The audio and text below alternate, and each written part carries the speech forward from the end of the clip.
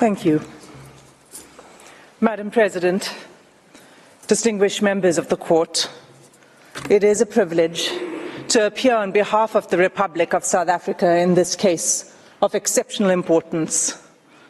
It's a case that underscores the very essence of our shared humanity as expressed in the preamble to the Genocide Convention. It's my task to address the Court on the genocidal acts that have led to this urgent request for provisional measures under Article 41 of the Statute of the Court. South Africa contends that Israel has transgressed Article 2 of the Convention by committing actions that fall within the definition of genocide. The actions show a systematic pattern of conduct from which genocide can be inferred. Allow me to place these acts in context. Gaza is one of the two constituent territories of the occupied Palestinian territories, occupied by Israel since 1967. It is a narrow strip of approximately 365 square kilometers, as depicted in the map now displayed. Israel continues to exercise control over the space, territorial waters, land crossings, water, electricity, electromagnetic sphere, and civilian infrastructure in Gaza, as well as over key governmental functions. As the Honourable Minister has said, entry and exit by air and sea to Gaza is prohibited, with Israel operating the only two crossing points. Gaza, which is one of the most densely populated places in the world, is home to approximately 2.3 million Palestinians, almost half of them children. For the past 96 days, Israel has subjected Gaza to what has been described as one of the heaviest conventional bombing campaigns in the history of modern warfare. Palestinians in Gaza are being killed by Israeli weaponry and bombs from air, land, and sea. They are also at immediate risk of death by starvation, dehydration, and disease as a result of the ongoing siege by Israel, the destruction of Palestinian towns, the insufficient aid being allowed through to the Palestinian population, and the impossibility of distributing this limited aid while bombs fall. This conduct renders essentials to life unobtainable. At this provisional measures stage, as this Court has made clear in the Gambia-Myanmar case, it is not necessary for the Court to come to a final view on the question of whether Israel's conduct constitutes genocide. It is necessary to establish only whether at least some of the acts alleged are capable of falling within the provisions of the Convention. On analysing the specific and ongoing genocidal acts complained of, it is clear that at least some, if not all of these acts, fall within the Convention's provisions. These acts are documented in detail in South Africa's application and confirmed by reliable, often UN sources. It's thus unnecessary and impossible for me to recount all of them. I will highlight only some in order to illustrate the pattern of genocidal conduct. The UN statistics that are relied upon are up to date as of 9 January 2024. In South Africa's oral submissions, we will illustrate the facts that we rely on with limited use of audiovisual material. Madam President, we do so with restraint and only where necessary, and always with respect to the Palestinian people. Against this background, I move now to demonstrate, in turn, how Israel's conduct violates Articles 2A, 2B, 2C, and 2D of the Convention. The first genocidal act committed by Israel is the mass killing of Palestinians in Gaza, in violation of Article 2A of the Genocide Convention. As the UN Secretary-General explained 5 weeks ago, the level of Israel's killing is so extensive that nowhere is safe in Gaza. As I stand before you today, 23,210 Palestinians have been killed by Israeli forces during the sustained attacks over the last 3 months. At least 70% of whom are believed to be women and children. Some 7,000 Palestinians are still missing, presumed dead under the rubble.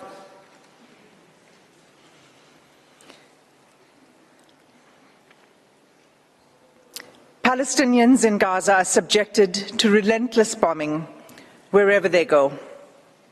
They are killed in their homes, in places where they seek shelter, in hospitals, in schools, in mosques, in churches, and as they try to find food and water for their families.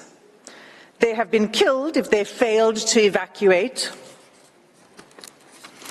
In the places to which they have fled, and even while they attempted to flee along Israeli-declared safe routes. The level of killing is so extensive that those whose bodies are found are buried in mass graves, often unidentified. In the first 3 weeks alone, following 7 October, Israel deployed 6,000 bombs per week. At least 200 times it has deployed 2,000-pound bombs in southern areas of Palestine designated as safe. These bombs have also decimated the north, including refugee camps. 2,000-pound bombs are some of the biggest and most destructive bombs available. They are dropped by lethal fighter jets that are used to strike targets on the ground by one of the world's most resourced armies. Israel has killed an unparalleled and unprecedented number of civilians, with the full knowledge of how many civilian lives each bomb will take. More than 1,800 families, Palestinian families in Gaza, have lost multiple family members, and hundreds of multi-generational families have been wiped out, with no remaining survivors. Mothers, fathers, children, siblings, grandparents, aunts, cousins, often all killed together. This killing is nothing short of destruction of Palestinian life. It is inflicted deliberately. No one is spared, not even newborn babies. The scale of Palestinian child killings in Gaza is such that UN chiefs have described it as a graveyard for children. The devastation, we submit, is intended to and has laid waste to Gaza beyond any acceptable legal, let alone humane, justification. The second genocidal act identified in South Africa's application is Israel's infliction of serious bodily or mental harm to Palestinians in Gaza in violation of Article 2B of the Genocide Convention. Israel's attacks have left close to 60,000 Palestinians wounded and maimed. Again, the majority of them women and children. This in circumstances where the healthcare system has all but collapsed. I'll return to this later in my speech. Large numbers of Palestinian civilians, including children, are arrested, blindfolded, forced to undress and loaded onto trucks taken to unknown locations. The suffering of the Palestinian people, physical and mental, is undeniable. Turning to the third genocidal act under Article 2C. Israel has deliberately imposed conditions on Gaza that cannot sustain life and are calculated to bring about its physical destruction. Israel achieves this in at least 4 ways. First, by displacement. Israel has forced the displacement of about 85% of Palestinians in Gaza. There is nowhere safe for them to flee to. Those who cannot leave or refuse to be displaced have either been killed or at extreme risk of being killed in their homes. Many Palestinians have been displaced multiple times as families are forced to move repeatedly in search of safety. Israel's first evacuation order on 13 October required the evacuation of over 1 million people, including children, the elderly, the wounded, and infirm. Entire hospitals were required to evacuate, even newborn babies in intensive care. The order required them to evacuate the north to the south within 24 hours. The order itself was genocidal. It required immediate movement, taking only what could be carried, while no humanitarian assistance was permitted, and fuel, water, and food, and other necessities of life had deliberately been cut off. It was clearly calculated to bring about the destruction of the population. For many Palestinians, the forced evacuation from their homes is inevitably permanent. Israel has now damaged or destroyed an estimated 355,000 Palestinian homes, leaving at least 500,000 Palestinians with no home to return to. The Special Rapporteur on the Human Rights of Internally Displaced Persons explains that houses and infrastructure, I quote, have been razed to the ground, frustrating any realistic prospects for displaced Gazans to return home, repeating a long history of mass forced displacement of Palestinians by Israel. There is no indication at all that Israel accepts responsibility for rebuilding what it has destroyed. Instead, the destruction is celebrated by the Israeli army. Soldiers film themselves joyfully detonating entire apartment blocks and town squares, erecting the Israeli flag over the wreckage, seeking to re-establish Israeli settlements on the rubble of Palestinian homes, and thus extinguishing the very basis of Palestinian life in Gaza. Second, together with the forced displacement, Israel's conduct has been deliberately calculated to cause widespread hunger, dehydration, and starvation. Israel's campaign has pushed Gazans to the brink of famine. An unprecedented 93% of the population in Gaza is facing crisis levels of hunger. Of all the people in the world currently suffering catastrophic hunger, more than 80% are in Gaza. The situation is such that the experts are now predicting that more Palestinians in Gaza may die from starvation and disease than airstrikes.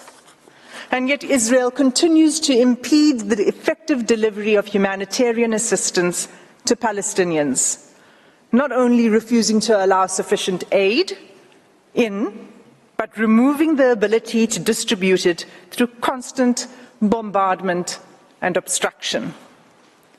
Just 3 days ago, on 8 January, a planned mission by UN agencies to deliver urgent medical supplies and vital fuel to a hospital and medical supply center was denied by Israeli authorities. This marked the 5th denial of a mission to the center since 26 December, leaving 5 hospitals in northern Gaza without access to life-saving medical supplies and equipment. Aid trucks that are allowed in are seized upon by the hungry. What is provided is simply not enough.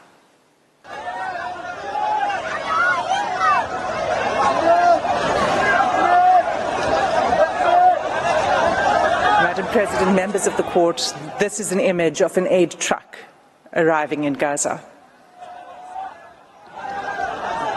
Third, Israel has deliberately inflicted conditions in which Palestinians in Gaza are denied adequate shelter, clothes, or sanitation. For weeks, there have been acute shortages of clothes, bedding, blankets, and critical non-food items. Clean water is all but gone, leaving far below the amount required to safely drink, clean, and cook. Accordingly, the WHO has stated that Gaza is experiencing soaring rates of infectious disease outbreaks. Cases of diarrhea in children under 5 years of age have increased 2,000% since hostilities began. When combined and left untreated, malnutrition and disease create a deadly cycle. The 4th genocidal act under Article 2B is Israel's military assault on Gaza's healthcare system, which renders life unsustainable. Even by 7 December, the UN Special Rapporteur on the right to health noted that the healthcare infrastructure in the Gaza Strip has been completely obliterated. Those wounded by Israel in Gaza are being deprived of life-saving medical care. Gaza's healthcare system, already crippled by years of blockade and prior attacks by Israel, is unable to cope with the sheer scale of the injuries. Finally, the UN Special Rapporteur on Violence Against Women and Girls has pointed to acts committed by Israel that would fall under the 4th category of genocidal acts in Article 2D of the Convention. On 22 November, she expressly warned the following: the reproductive violence inflicted by Israel on Palestinian women, newborn babies, infants, and children could be qualified as acts of genocide under Article 2 of the Genocide Convention, including imposing measures intended to prevent births within a group. Israel is blocking the delivery of life-saving aid, including essential medical kits for delivering babies, in circumstances where an estimated 180 women are giving birth in Gaza each day. Of these 180 women, the WHO warns that 15% are likely to experience pregnancy or birth-related complications and need additional medical care. That care is simply not available.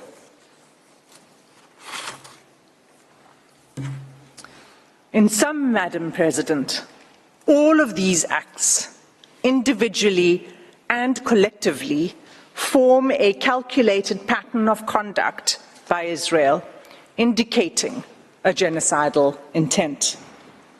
This intent is evident from Israel's conduct in specially targeting Palestinians living in Gaza, using weaponry that causes large-scale homicidal destruction, as well as targeted sniping of civilians, designating safe zones for Palestinians to seek refuge, and then bombing these, depriving Palestinians in Gaza of basic needs: food, water, healthcare, fuel, sanitation, and communications, destroying social infrastructure, homes, schools, mosques, churches, hospitals, and killing, seriously injuring, and leaving large numbers of children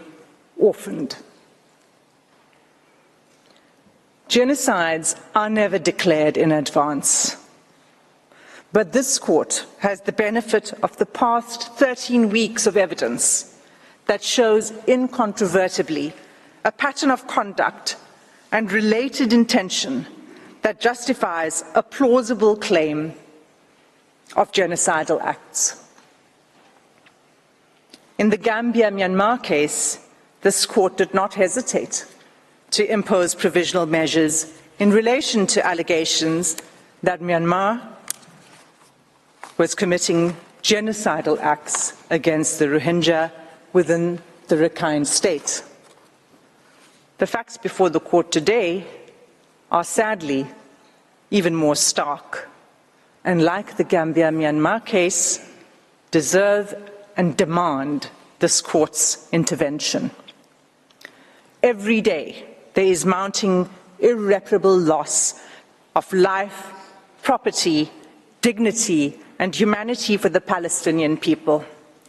Our news feeds show graphic images of suffering that has become unbearable to watch. Nothing will stop the suffering except an order from this court. Without an indication of provisional measures, the atrocities will continue, with the Israeli Defense Force indicating that it intends pursuing this course of action for at least a year. In the words of the UN Under-Secretary General on 5 January 2024, I quote, "You think getting aid into Gaza is easy? Think again. 3 layers of inspections before trucks can even enter. Confusion and long queues. A growing list of rejected items. A crossing point meant for pedestrians, not trucks. Another crossing point where trucks have been blocked by desperate, hungry communities. A destroyed commercial sector. Constant bombardments, poor communications, damaged roads, convoys shot at, delays at checkpoints, a traumatized and exhausted population crammed into a smaller and smaller sliver of land, shelters which have long exceeded their full capacity, aid workers themselves displaced, killed. This is an impossible situation for the people of Gaza and for those trying to help them. The fighting must stop." Close quote. Madam President, members of the court, that concludes my section on the genocidal conduct of Israel. I thank you for your patient attention, and I ask that you call Advocate Mukatobi to the podium to address the court on genocidal intent.